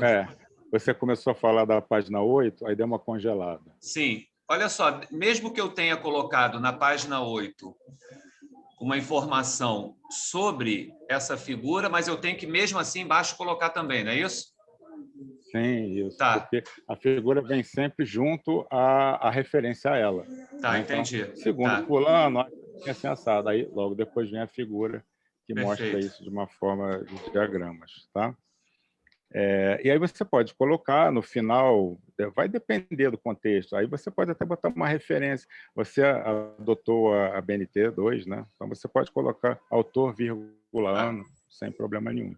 Tá? A figura 2 está ok, a figura 2 você fez certinho, do jeito que tem que ser mesmo. Então, não tem só algumas coisas aqui. A figura 5, por exemplo, da página 21, né? Acho que eu já falei... sim, que é uma planilha, né? Sim, sim. E você chama de planilha, mas a planilha tem conta embutida. E isso daqui, na verdade, é um quadro, não é nem uma figura. A figura 5, na verdade, é um quadro. Porque, como eu falei, fala sobre categorias, sobre descrições de coisas. Né? E a última coisa é na página 23, que você botou um link. Né? Logo no início da página, você colocou: as entrevistas foram iniciadas após a aprovação do projeto, o TCLE pode ser acessado no link abaixo. Aí não bota link na tua tese, não, porque ela vai ser publicada, vai ser impressa, vai para uma biblioteca, e aí como é que alguém que está lendo um livro, né, praticamente, vai seguir o link? Então, você pode colocar lá nos anexos, né? Na verdade, nos apêndices, né? Você pode colocar lá no final essa coisa. E a última coisa é recomendar esse livro aqui, ó. Peraí. Não sei se dá para ver. Está aparecendo ao contrário. Está aparecendo. Mas está ao contrário ou está certinho? Não, está certinho. Eu comprei agora há pouco tempo, estou gostando tanto desse livro, Investigação Qualitativa e Projeto de Pesquisa, que ele escolhe entre 5 abordagens. Aí ele pega a abordagem relato de caso, abordagem fenomenológica, ou seja, 5 formas de fazer pesquisa qualitativa, que tem até alguma coisa, acho que é na página 89, eu tinha marcado aqui, sobre a análise temática, que ele chama de análise de temas, que talvez até possa ser útil a você. Mas eu acho que é uma boa referência para você que está adentrando agora para o campo da pesquisa qualitativa, né? Que já vai se lançar nas entrevistas. Eu acho que seria interessante você dar uma lida em algumas coisas dele, porque acho que esclarece muita coisa. Ele é bem didático, ele é bem para a gente mesmo. Eu sou sempre um iniciante, eu não considero assim, expert em pesquisa qualitativa, não. Eu também sou iniciante, talvez um pouco mais, alguns degrauzinhos à frente de você, mas nós todos somos iniciantes em pesquisa qualitativa. É sempre um desafio para todo mundo. Bom, acho que é isso. Eu não sei se eu estourei o tempo. 10h37, não? Não estourou, não. Eu dei uma acelerada. Podemos passar... Você terminou, Paulo? Sim, terminei. Obrigado, professor. Sandro, quer falar alguma coisa? Não, só agradecer. Anotei algumas e o resto está gravado para a gente depois pensar nisso. Muito bom. Muito obrigado pelas dicas, professor, pelas considerações. Agora vamos dar a palavra para a professora Conceição, por favor. Conceição. Bom dia, Paulo, que eu não tinha visto ainda. Eu gostaria de agradecer ao Sandro e à Deise pela oportunidade de estar aqui. Mesmo como suplente, sou suplente que dá pitaco, né? Então, a maioria das coisas que eu observei, eu coloquei no teu texto, que eu posso mandar para você. Obrigado. Mas a Fátima levantou. Então, eu não vou repetir, né? O que mais me chamou a atenção é que eu sei que você e sua orientadora não usam Ausubel, né? Então, a aprendizagem significativa é Ausubel. Sim. Então, eu concordo com a Fátima completamente. E essa expressão, aprendizagem significativa, está proibida para quem não usa esse referencial. E aí, você coloca um mapa conceitual, que é Ausubel também, e não faz um mapa conceitual. Aquilo que você fez, que está no teu texto, não é um mapa conceitual. Aquilo você pode dizer que é um fluxograma, um esquema, qualquer outro nome que você queira, menos um mapa conceitual. Aí eu me lembro de um exemplo dado pelo Marco Antônio Moreira, que é o defensor máximo do Ausubel e do mapa conceitual. Quer dizer, você tem no mapa do mundo, a cidade de Paris. Você tem várias formas de chegar a Paris. Então, o mapa conceitual, você tem que guardar esse conceito. Você tem que ter várias formas de chegar àquele objetivo principal, que ou está centralizado, ou está colocado em cima, lugar embaixo, enfim. Mas ele tem que confluir para ele várias coisas. E isso você não fez. Você faz uma hierarquia, você faz um esquema de apresentação do que você vai fazer. Então, tira essa palavra mapa conceitual, pelo amor de Deus, porque não é isso, você não está usando o Ausubel, eu tenho certeza que você não usará. Tá? Uma coisa que me deixou... Eu gostei muito da tua apresentação, pensei que você tivesse feito o curso do Paulo. Agora, além de dar assessoria no Google Meet, vai ter que dar consultoria também para fazer a apresentação, porque foi muito boa, eu achei ótimo. Pensei que o Paulo já tivesse andado por aí. Mas, num dos slides, onde você mostra uma engrenagem, aquilo me assustou um pouco. Quer dizer, aquilo é como você vai apresentar o teu resultado? Não, a engrenagem, na verdade, eu coloquei aqui porque eu estava falando do grupo amostral e a engrenagem é o logotipo do Proinfis. Tá, tá. Porque eu imaginei assim, nossa, ele vai agora fazer um livro, vai se preocupar em fazer um livro com essas Não, não. categorias. Isso vai virar um doutorado profissional. Não, Então, não. isso que me assustou. Então, tá, então eu entendi É só errado, porque tudo bem. como eu estava falando do grupo, aí eu quis colocar o logo do grupo. Tá. Não, tá, a apresentação ficou ótima. Eu é que interpretei de uma maneira errada, que você ia fazer um produto final, né? Mas a tua apresentação está ótima, está muito melhor do que o que eu recebi por escrito. Tá? Porque, na verdade, eu cometi um erro fatal, porque eu não imaginei que para o seminário eu tinha que mandar muita coisa, tanta coisa escrita para vocês. Eu só descobri isso depois, falando com os outros colegas. Quando eu preparei essas 20 e poucas aqui, eu falei, gente, eu acho que eles vão reclamar, porque eu achei que fosse mandar alguma coisa bem mais enxuta e bem menor para vocês. Eu não sabia. Depois que eu descobri que... Quando eu li, ainda bem que eu não escrevi para a Deise isso, senão ela ia me arrancar os olhos. Assim, o Santa vai retornar a defender o projeto que ele entrou. Mas eu imaginei que fosse quase isso. Tem um monte de coisa que eu já escrevi que eu não inseri, porque eu falei, gente, vai ficar muito grande, eu não vou colocar isso agora. Até a tua página de rosto é a página do projeto, que veio para mim. Não sei se para a Fátima e para o Paulo foi diferente. E aí eu comecei a assustar. Assim, bom, o Sandro vai defender o projeto dele, o que a gente faz agora? A gente reprova? Só de brincadeirinha a gente reprova? Não dá. Aí depois a gente começa a ver. E tem ali no teu texto... Mas essa página do projeto foi a que eu recebi para o seminário. Eu fiz um print e coloquei lá. Foi. Por isso que eu coloquei ela. Eu fiz um print e coloquei lá porque já estava o nome. A professora, o seu nome já estava tudo lá. Eu fiz um print e coloquei. Só passei um susto, mas isso, o coração está em dia. Tenho tomado bastante vinho, o coração está em dia.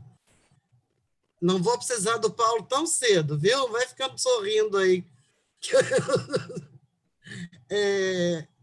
Tem uma partezinha lá que eu não estou com o arquivo aberto, em que tem um resultado no meio do caminho.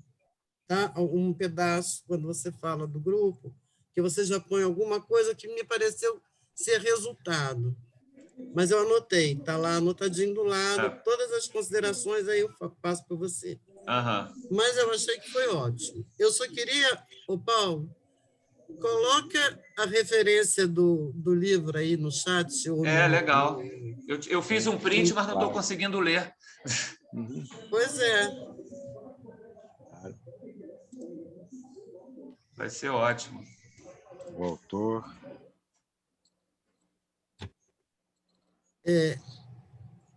Porque livro a gente nunca dispensa, né?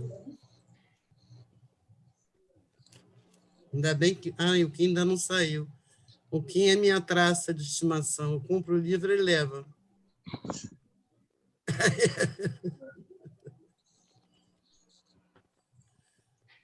É John...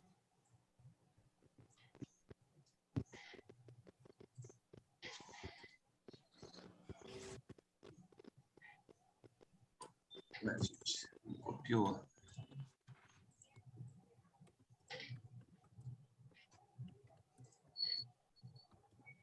Engraçado, eu não estou conseguindo copiar.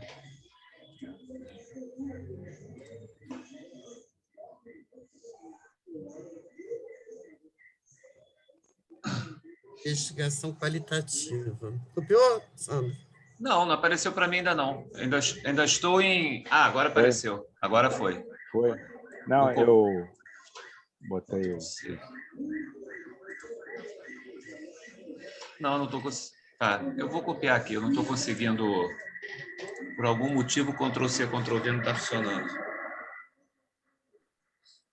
Vou fotografar aqui. Tá ótimo. Não precisa, não. Já fotografei, Paulo.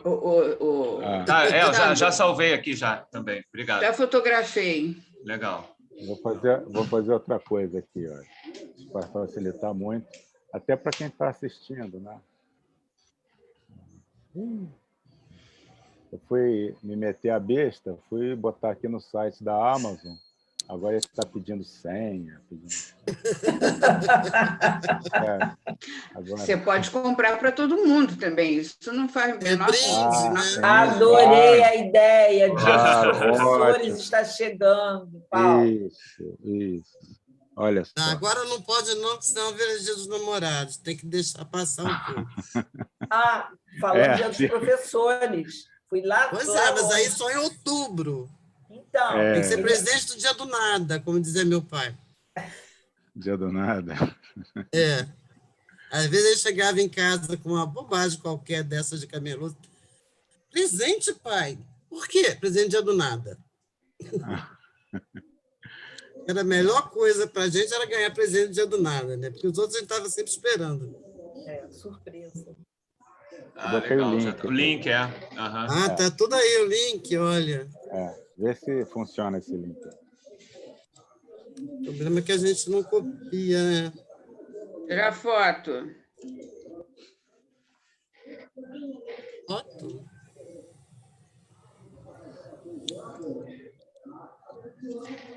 Eu não consegui fazer o login agora, mas é só colocar o título na Amazon, rapidinho. Isso. Pronto.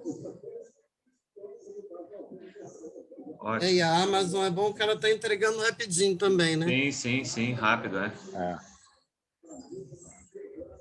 Bom, Sandro, eu gostei muito. Depois eu fui fazer fofoca com o Paulo, como sempre.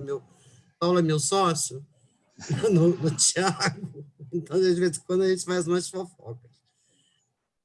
Mas eu gostei muito do teu trabalho. Acho que o Proinfis merece essa eu não vou dizer organização, porque vocês já são organizados, mas essa visualização, né, Fátima?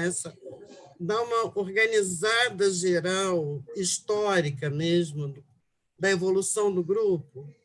Eu acho que é merecido estar em tempo de fazer. Porque senão daqui a pouco vai ser... exatamente. Senão daqui a pouco vai virar comemoração dos 25 anos, comemoração dos 30 anos. Não, tem que fazer agora. Enquanto está todo mundo aqui, todo mundo pode palpitar, todo mundo pode não me aposentei ainda. Pois a chefe não se aposentou. Né? Então, você está de parabéns. Obrigado, gente. Muito obrigado. Foi muito bom ouvir vocês. E agora a professora Deise pode fechar com chave de ouro. Bom, obrigada, Fátima, obrigada, Paulo, obrigada, Conceição, e obrigada, Sandro, né? Porque, como eu falei no grupo, esse trabalho eu queria...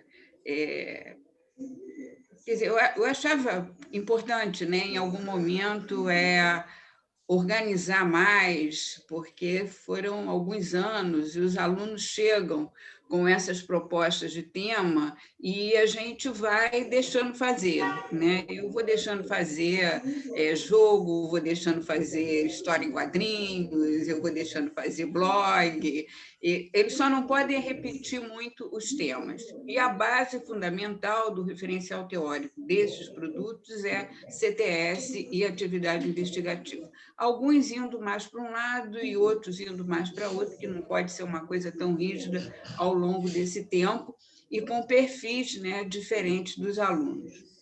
Então, e aí tinha que ser uma pessoa, né, que aí o Sandro é um colaborador em diferentes níveis, foi aluno de TCC e foi aluno de mestrado, é o supervisor do PIBID, então ele tem um conhecimento dessa criação, né, por dentro, não é uma pessoa de fora que chega e olha, vou fazer uma análise de tais e tais materiais. Então, para mim, foi muito importante o Sandro, que já tem uma maturidade como pesquisador já há algum tempo, não, ele me ensina mais do que propriamente a gente orienta ele, né? Isso aí, sem dúvida. Eu só queria fazer um comentário para tirar uma dúvida, e é mais com a Fátima e com o Paulo. Nesse quadro que vocês dizem, principalmente Fátima, se eu não estou enganada, eu não estou com texto aqui, que tem lá como referenciais teóricos análise, atividade investigativa e CTS. Estes referenciais são os referenciais dos produtos. Por isso, eles estão colocados como referenciais. Eu acho que o Sandro precisaria colocar referenciais de cada material a ser estudado, entendeu? Ele não é o referencial do Sandro. Também é referencial do Sandro, porque sim, ele entendi. está analisando isso. Mas, então, para não fazer essa confusão, é isso, Fátima, que você... Do jeito que está no quadro, eu li como temas de pesquisa. Do jeito que está citado, não. O tema... Só ele pode colocar a palavra, né, aglutinar, como o Paulo comentou, e escrever os referenciais, indicar os referenciais, juntar os temas dos projetos. Mas do jeito que está ali, eu li como temas de pesquisa, tá? Mas é tudo ajustável. Até porque aqui no texto que vem antes da tabela, você fala os temas que utilizamos como referência para as nossas análises, para a nossa análise, são. Aí vem esses temas. Entendi. Referencial teórico. Eu peço desculpas também por não ter dado uma revisão, porque também o Sandro trabalha às 4 horas da manhã e entrega também, né, na bucha, assim, né? Então... Quem dera que todos os nossos alunos, sabemos disso, pudessem apresentar trabalhos já com esse perfil e apresentações como essas. Então... mas por isso também que eu eu tenho total confiança no que ele vai fazer. Tem alguns puxões de orelha que eu vou dar, mas aí a parte, ele já sabe o que é. Ele já sabe. Né? Eu acho que não precisa dar puxão de orelha, não. Só ajustes mesmo, está muito bom.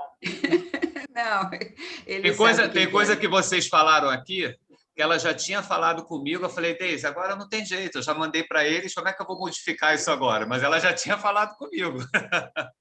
Pois é. Então... Eles só mudam de endereço, né? Pois é. Mas eu agradeço muito e acho que essas colaborações serão assim muito bem-vindas e certamente acatadas. Tem coisas aí que a gente no dia a dia passa e não percebe. Então, só tenho a agradecer à banca e agradecer ao Sandro também, que está fazendo... eu acho que depois do trabalho do Sandro, assim, eu já posso encerrar a carreira, porque aí já tem tudo pronto. Não pode não, Deise, não é assim não. Deise, vamos deixar para encerrar junto. Eu vou encerrar em 2023. Eu já coloquei Pois é. Uma 2023 pauta. Assim. Vocês vão me deixar sozinha?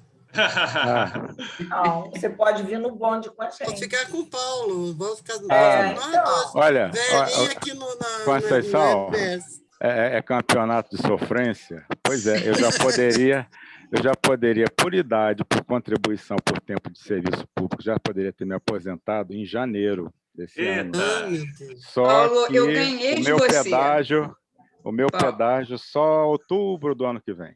Não, Paulo, as mulheres, eu ganhei de você. As mulheres perderam. Paulo, eu ganhei de você. Eu já estou aposentado em 3 instituições. Paulo, eu poderia ter me aposentado há 27 ou 28 anos atrás. Eu estou com 53 anos em sala de aula. Nossa. Olha, eu confesso que quando eu ouço vocês comentando isso, eu fico extremamente assustado e chego a ficar arrepiado. Por quê? Porque nós dependemos muito, muito, muito de vocês. A coisa está muito esquisita aí fora. Está muito feia. E a gente precisa da referência de vocês aí. Amigo, nós vamos deixar pessoas como você. Não é assim não. Entendeu? Então, fica tranquilo. Não é assim não, olha. Fica tranquilo, nós vamos deixar pessoas como você. Já tem 45 anos de sala de aula, então fica tranquilo. Mas existe uma coisa que nos une. Estamos aqui como já poderíamos estar do outro lado, aposentados. Uma coisa que você falou, eu curto o que eu estou fazendo. É verdade. Isso é verdade. Não tem preço. Não, Entendeu? eu acho o mais importante é que a gente continua formando pessoas com a mesma vontade, com a mesma curtição. E isso dá uma tranquilidade também. Exatamente. De continuidade, não no sentido de continuar o mesmo, mas de continuar com essa vontade de renovar, de mudar, de implementar novas práticas. Então, acho que isso é o fundamental. Dar vida ao que você faz. A contiguidade. Né? Contiguidade. Então, podemos encerrar. O Sandro depois libera essa gravação. Ele libera a gravação. Mas como é que eu libero? Agora, Paulo, você que é o experto. Eu acho que quem libera não é o Isaac, que abriu a turma? Não, você está como co-host. Tá. Embaixo, do lado do share screen. Eu vou parar, aí vai aparecer um arquivo aqui para mim, não é isso? Você clica nesse record aí. Tá, eu vou parar aqui então a gravação, né?